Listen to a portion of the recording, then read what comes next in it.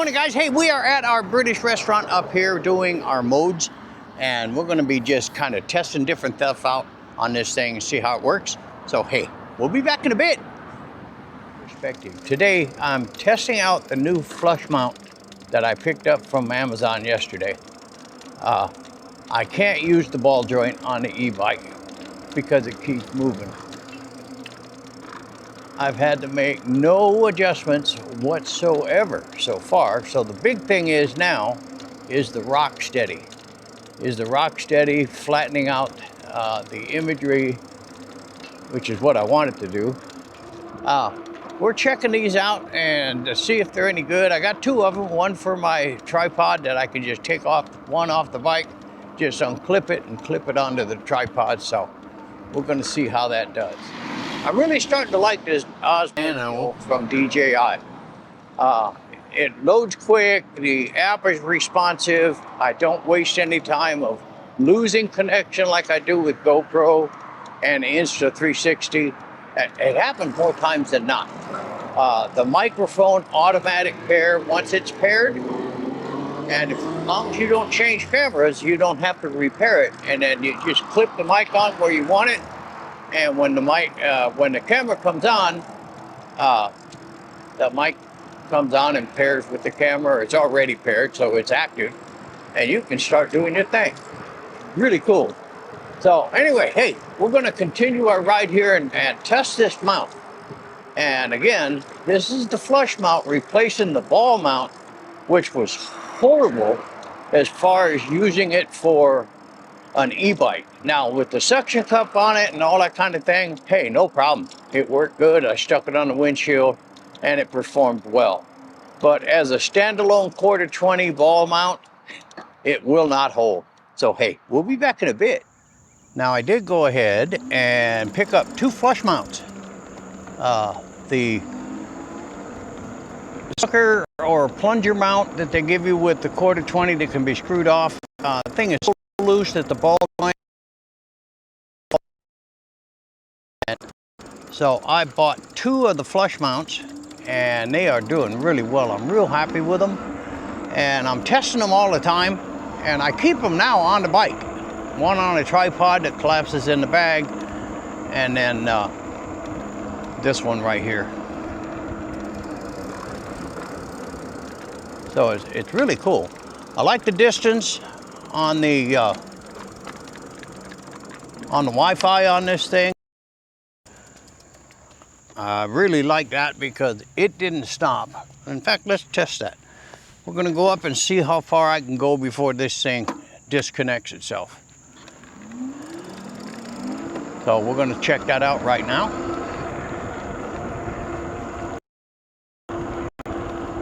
So far, still got it.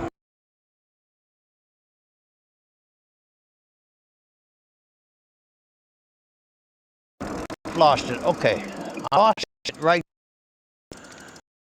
150 yards. About 150 yards. Then the connection drops.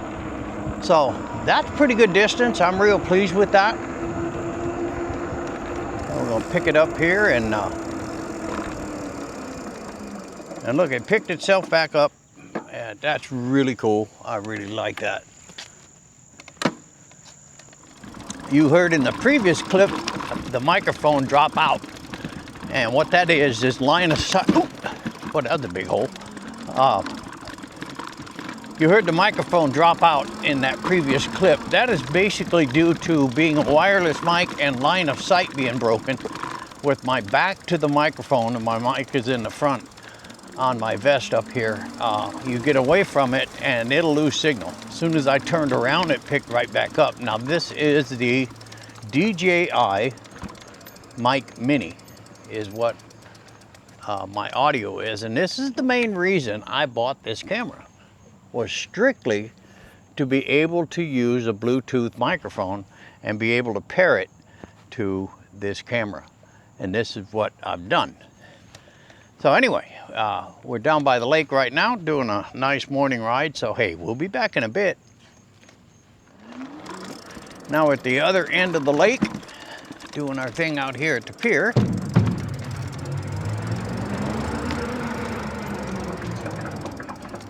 Now you've heard me say this before, I kayaked this lake when I was doing and had a sponsor of Advanced Element Kayaks back in the day. It was like 4 or 5 years ago before they sold the company. I used to test all their kayaks out here and see if they were safe and design worthy and all that kind of good stuff. And they put a lot of trust in me. And there was an awesome arrangement we had. Me and Clay were real close. Clay was the partner of the company, but it was awesome. So anyway, we are going to continue. We're going to run up to Dutch Brothers now. So we'll be back in a bit.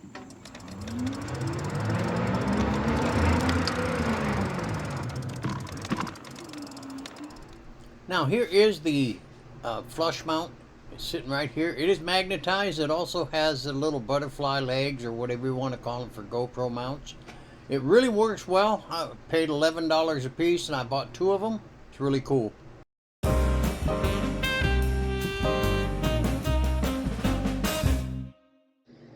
Okay guys, let's talk about photo mode. It's easy accessible. It's on the left side of video on the touch screen, on the docking station, and also in the Mimo app. It's easy to get to. Now you can customize the settings if you want to. Go to Pro Settings. I left these all standard and didn't do that much with them, but I did see that some of the imagery, depending on what you're shooting, ends up very soft. And then other ones were clear and concise. It just depends on conditions, I guess. But either way, they really came out well. As you can see here in this little collage of photos that I took out there, and just I can't have real bad complaints about it. Color is good, balance looks good, contrast looks good. So there you go.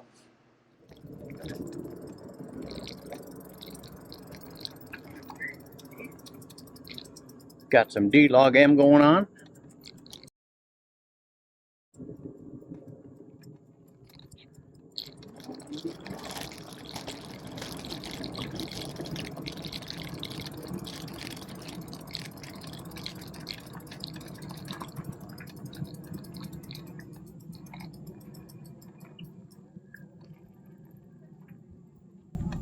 That worked out perfect. Get my D-Log M. Yeah, I don't know what that means, but okay. Oh, that ain't synced. Okay, let me stop this. Hi guys, what I'm doing today is we are doing D-Log M all day today, and just doing D-Log, and then I'll put the LUT on in post-production. So that's what we're doing this morning. We'll talk to you guys later.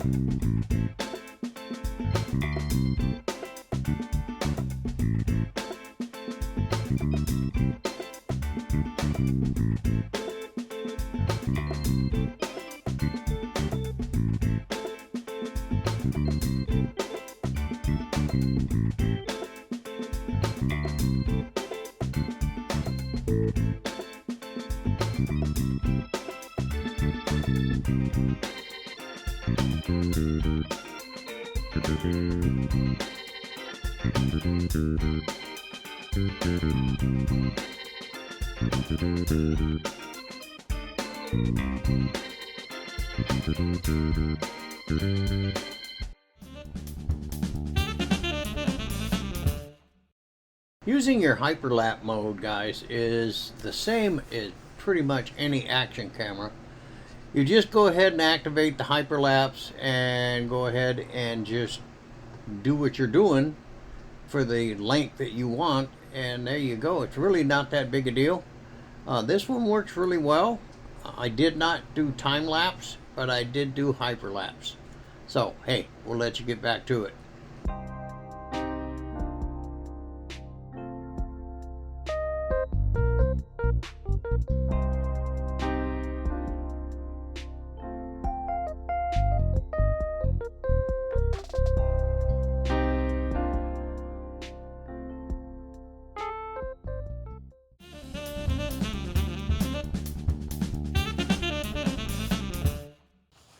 Alright guys, in a low light situation, you set it into the night view, and I think that's what they call it, and I've got it set up here, and you're going to have to, it's going to default at 1080p, so you got to change the settings and put it to 4K if you wish.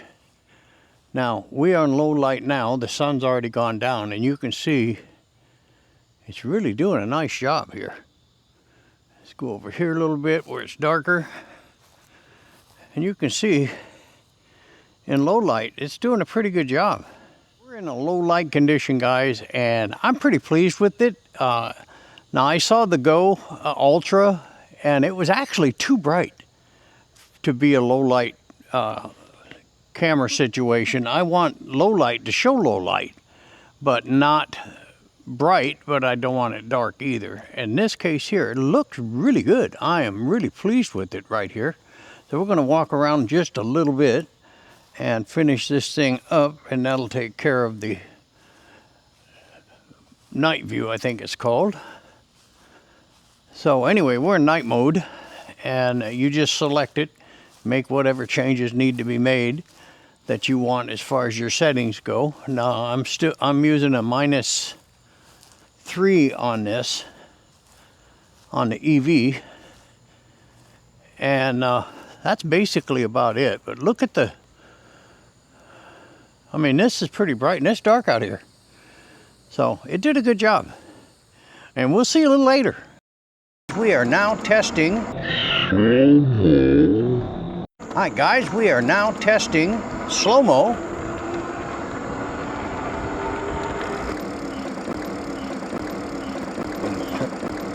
And do it again, and this time a little closer.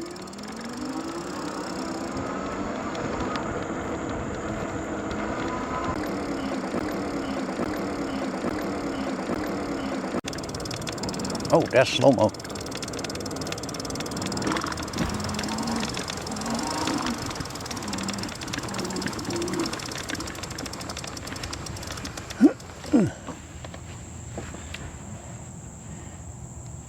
Just like that, SLOMO is done.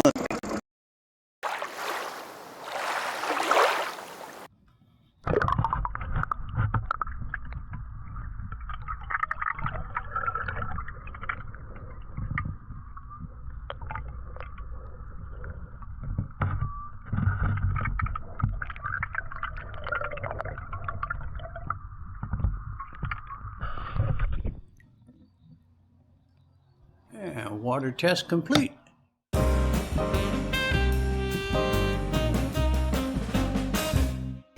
Okay, transferring files. It's not really a big deal to do. One thing you have to do is make sure that the camera and the glass, you got to turn this around, otherwise it won't work. So you have to do that. Then turn on your camera. Alright, so what you have to do is pull down, go to settings, scroll down to storage, hit storage. Now you'll see two windows right here. One is your internal memory, one is your external. You want to transfer files to your card. You hit that button right here, and you confirm that you want to transfer it. Now remember, when you confirm this, it's going to wipe out the internal clips. I'm going to hit that, and we are started. And this does take a little bit of time, so we'll be back when it finishes.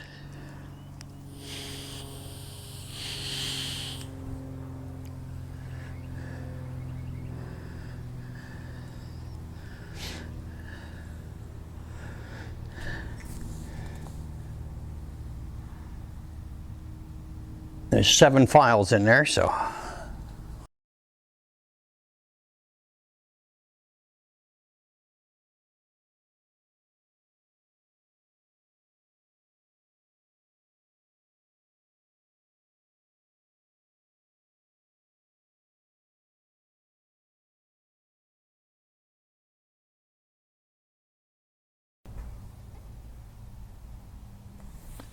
All right, it is completed, as you can see.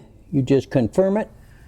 Now remember, the internal memory now has been erased. There is nothing there. But that's how you do that. Now you take the SD card out, plug it into your computer, and you're good to go. Or if you want to use the internal memory, remember you got to have this right here facing the way it is, or it'll tell you to turn it. And you can plug your USB-C here, plug it straight in to your computer, and it'll pick up the internal storage. You'll see an internal storage icon show up on your computer, and then just bring it in like you do everything else. But that's how it works. So, there you go.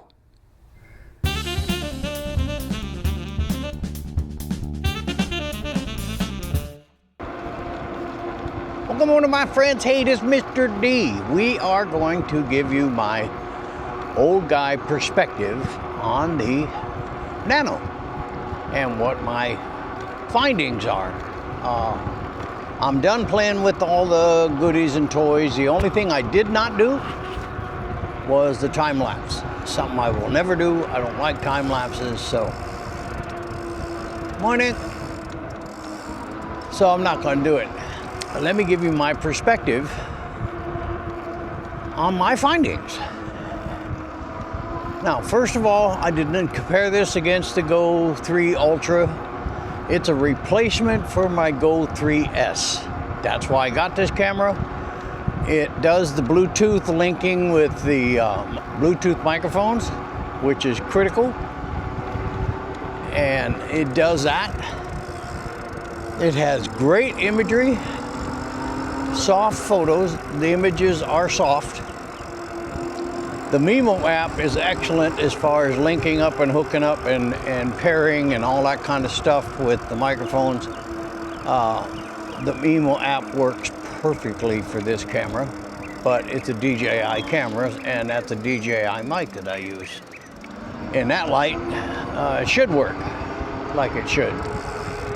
All right, what else we find here? People were complaining about it doesn't have the flip-up touchscreen, and complain that they have to disconnect it and turn it around to make that work. Then that's a choice that you make. It's no big deal for me to press two little tabs and flip this thing around. It's nothing. 58 seconds total distance. What I'm gonna do is kind of touch on each one and break it down. First one is D-Log M.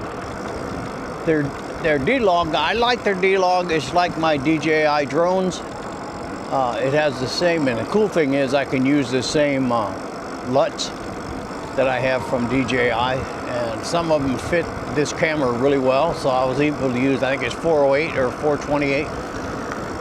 So that worked out really good. Let me see. So D-Log M, it shoots 10-bit color. So there's no complaint there. The image quality in video mode is outstanding. Next one is photo mode. All right, photo mode is, it's okay. It's not great. It's not horrible. It's just okay. There is soft imagery, but this is not a Sony mirrorless camera. This is an action cam. But it takes decent photos. Recording. All right, so we talked about photos. Hyperlapse works like hyperlapse, no problems whatsoever. You just figure out the time you want to do, and then hit record and go. Like I said, I didn't do time lapse, so I won't even address that.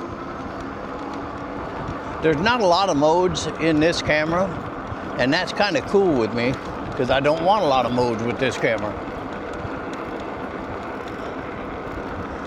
So connectability, flawless. I haven't had any problems with having it not connect like the GoPro does. It's a cannot pin or some weird crap notice like that. I get that a lot when I'm working with an Insta360 camera. It says unable to pin, or the GoPro line says unable to pin. So I have to actually repair that camera all over again. Kind of a pain in the tuchus or keep trying until it does pin. Haven't had that problem with the Mimo app and using with this camera. File transfer, it's kind of weird how the file transfer works. Their file transfer is kind of interesting. Now you can connect it directly using the supplied USB-C cable, or use the one that's connected to your computer. It works either way. But all you have to do is it will correct you if it's not facing correctly. So you may have to flip the camera around to get the proper orientation. Then it'll connect to the USB platform. And then the icon will show on your computer. Just open it up like any other program and you're good to go. Now, if you want to file transfer to your micro SD card, that's simple. You go to your preferences, scroll down, and hit storage. You just hit storage and then hit file transfer, and it'll take all the files from the internal storage on the camera and transfer them to your SD card. Now remember, when you do that, all the files on your internal memory are gone. So make sure that that file transfer and everything works well, because there's no way to recover it. All right, so that part of it is really, really great. There's no problem there with file transfer. Now, to look at the camera itself and its operational stuff, you can go auto, vertical, horizontal, or fixed. And that means if you turn the camera, it'll automatically switch to vertical if you go up and down. Now, that's one of the negatives, and it's not a negative, it's just a thing to know about. There is, unless you shoot 4:3, there really is no way to go vertical without turning the camera on its side or straight up and down. Now, it's the same thing with Go 3S, but the Go 3S has that special setting where you can set that up, and I can't remember the name of it, but it gives you like a weird looking X-type imagery that allows you to, in the final application, in the Insta360 application, to where you can go vertical, horizontal. However, if you use that particular stuff, you lose quality in the imagery. So you got to keep your mind open for that. This is no big deal. If I'm going to shoot vertical, I just turn the camera. It's not that big a deal.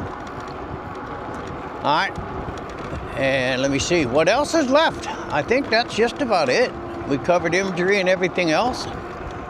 For what this camera is and what I'm using it for, it made the cut. I'm glad I got it. I was worried about it at first, but it was learning all the little tips and tricks on this thing to make it perform like I want it to perform. And it did that, so anyway, it does a really, really, really good job. I'm pleased with it. I'm gonna keep it. For the price, you really can't go wrong.